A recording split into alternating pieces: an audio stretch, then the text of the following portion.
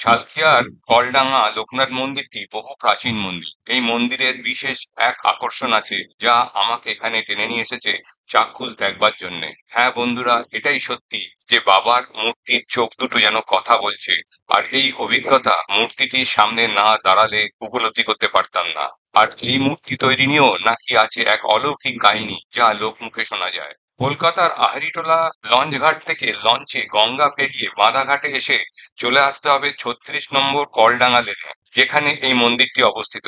চারিদিকে জনবসতি আর তারই মাঝে এক শান্ত স্নিগ্ধ নিরিবিলি পরিবেশে এই মন্দিরটি, যেখানে প্রবেশ করার সাথে সাথে আপনার মন শান্ত ও আধ্যাত্মিক হয়ে উঠবে। বাবার এই মূর্তি নিয়ে যে অলৌকিক কাহিনীটি আছে সেটা না বললেই নয়।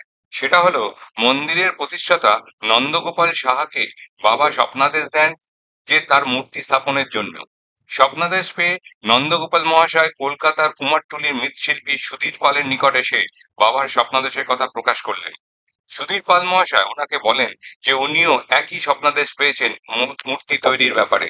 আর তাই নন্দগোপাল মহাশয়ের কথা অনুসারে মূর্তিটি তৈরিও করেন।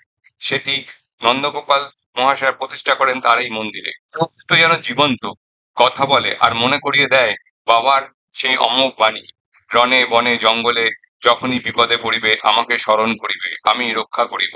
ঘটনার বহুদিন পরে মৃৎশিল্পী সুধীর পাল মহাশয় আরেকবার মূর্তিটি একই ছাঁচের সাহায্যে তৈরি করতে গেলে ছাঁচটি ভেঙে যায়, যার ফলে এই রকম মূর্তির দ্বিতীয় আর নেই। প্রতিদিন দুবেলা এই মন্দির খোলা থাকে। বাবার এই অমোঘ বাণীকে স্মরণ করে ভক্তরা ছুটে আসেন বাবার দর্শনে, এই মন্দিরে বাবার পুজো দেন।